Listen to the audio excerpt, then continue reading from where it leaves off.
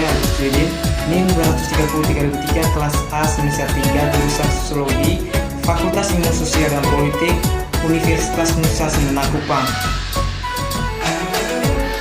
Baik teman-teman, pada video kali ini saya akan menjelaskan materi baru dari buku review kelima, yaitu Erving Goffman dari mata kuliah Teori Sosiologi Modern.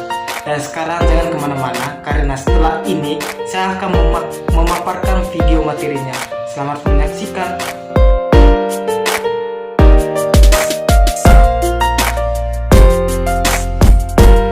Bab 1, Proyek Goffman. A. Sebuah enigma sosiologi. Di sini menjelaskan bahwa Erving Goffman adalah salah satu dari abad ke-20 yang paling luar biasa praktisi ilmu sosial. Seorang sosiolog yang diakui secara universal untuk bakatnya yang luar biasa. Lama setelah kematiannya pada tahun 1982, penyebutan sederhana dari kata Goffman sudah cukup untuk menandakan bukan hanya materi pelajaran tetapi juga sikap yang sangat khas dan sikap analitis terhadap dunia sosial. Dia pertama kali menjadi terkenal dengan publikasi tahun 1959 dari The Precision of Self in Everyday Life, yang diikutinya 2 tahun kemudian dengan suaka bahkan lebih berpengaruh. Ketertarikannya pada struktur tatap muka interaksi dalam hal-hal kecil dari pembicaraan biasa dan aktivitas. Sosiologinya secara teoritis tidak ambisius. Ini sederhana di deskripsi, klasifikasi dan artikulasi konseptual, dan tidak menunjukkan aspirasi menuju ekspresi proporsional sebagai penjelasan yang lengkap dan teori prediksi. Goffman juga tidak mengembangkan aliran pemikiran atau pendekatan metodologis baru untuk studi kehidupan sosial. Sebaliknya, miliknya kepentingan terbatas pada masalah yang cukup sempit dengan apa yang dia sebut urutan interaksi dan implikasinya bagi diri sendiri. Yang ke B, masalah interpretif dalam membaca Goffman. Di sini menjelaskan bahwa pencapaian utama Goffman adalah untuk menunjukkan bagaimana rincian dari perilaku kopresent orang, yaitu orang-orang yang secara fisik hadir satu sama lain, dapat diterima untuk dianalisis sosiologis. Bagi Goffman, perhatian pertama dan mungkin satu-satunya yang tepat untuk sosiolog profesional atau mahasiswa masyarakat adalah penyelidikan masyarakat. Dengan ambisi seperti itu, harus dikatakan bahwa buku seperti ini, studi tentang sosiolog daripada realitas sosial, mungkin akan mengejutkan Goffman.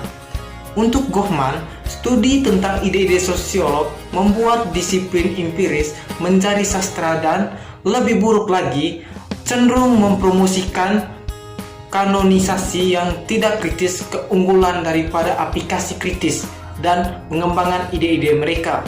Yang ke C, keteraturan interaksi tatap muka. Di sini menjelaskan bahwa perkembangan bidang baru sosiologi tetap menjadi milik Goffman, proyek terpenting.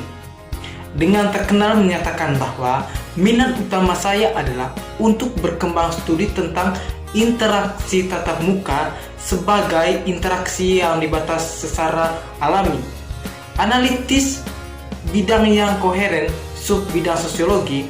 Sebagian Goffman menunjukkan setiap orang dewasa yang waras berhasil luar biasa menghasilkan ekspresi ini dan menghargai signifikansi mereka.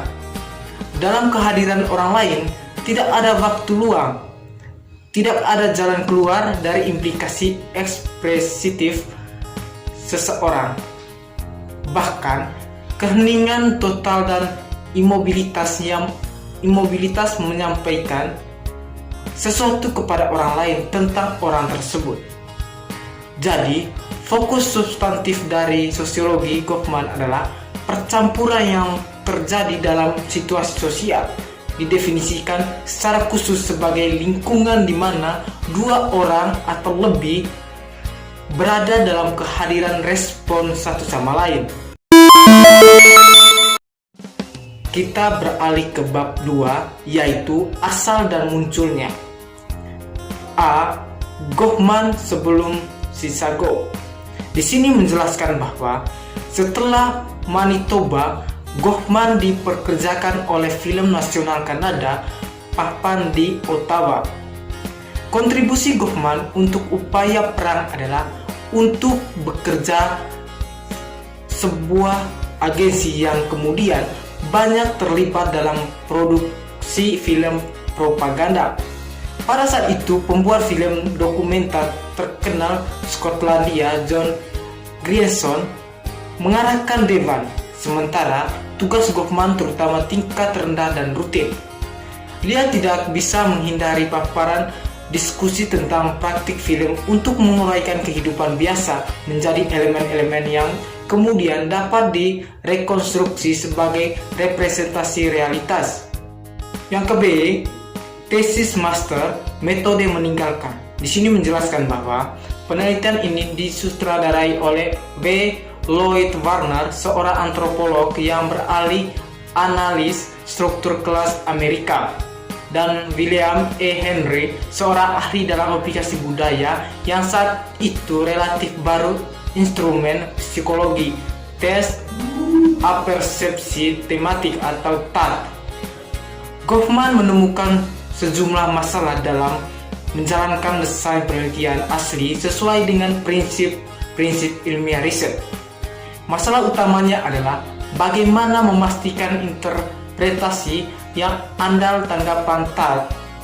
TAT adalah tes proyektif yang berhasil dengan mengekspos subjek ke serangkaian gambar yang sengaja dibuat ambigu. Sekarang kita beralih ke bab 3, yaitu ketertiban interaksi. A. Presentasi psikologi sosial, ekspresivitas dan konsekuensinya. Di sini menjelaskan bahwa pendapat George Herbert Mead tahun 1934 yang mengambil sikap atau peran dari yang lain adalah fitur mendasar dari kehidupan sosial manusia yang sangat lengkap diserap oleh Goffman. Mead melihat bahwa kapasitas untuk mengambil sikap yang lain, untuk melihat sesuatu dari sudut pandang yang lain adalah kunci untuk memahami bagaimana diri berkembang. Di sana adalah elemen psikologis yang tak terhindarkan.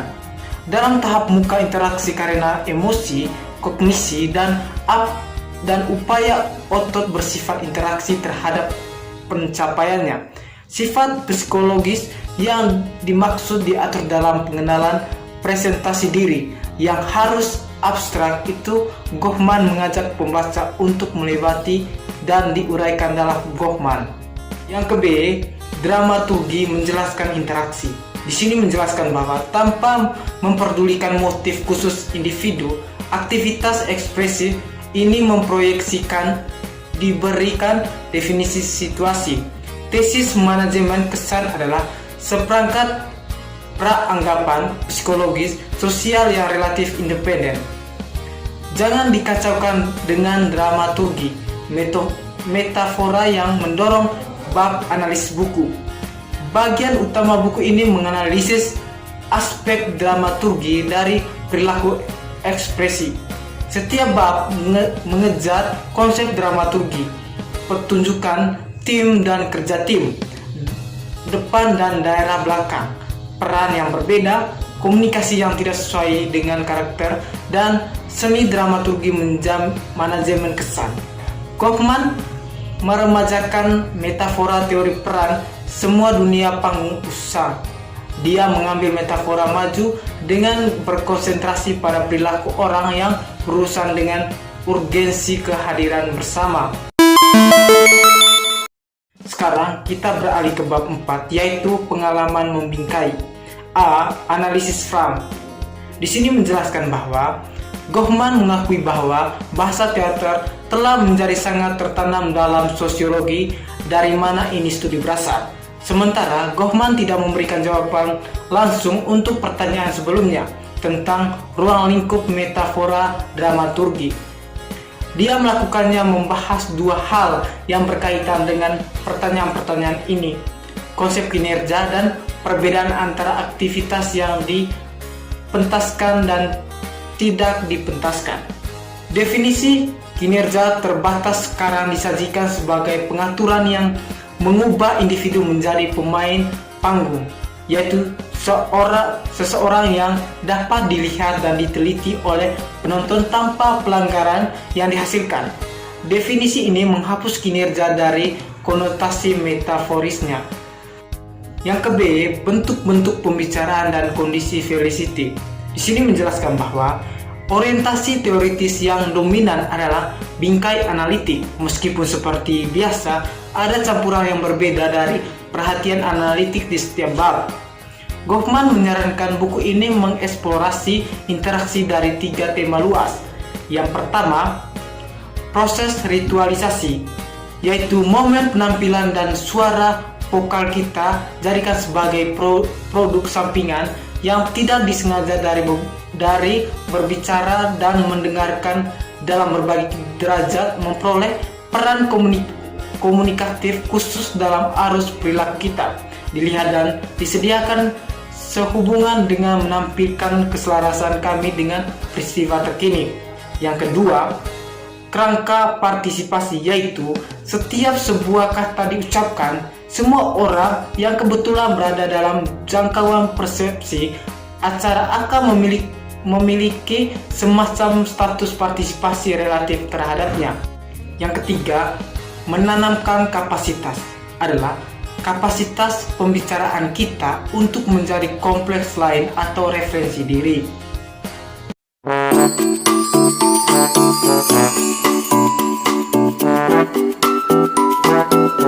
Baiklah teman-teman, itulah hasil materi yang saya bawa pada hari ini. Semoga materi yang saya bahas pada hari ini bisa bermanfaat bagi teman-teman semua. Terima kasih.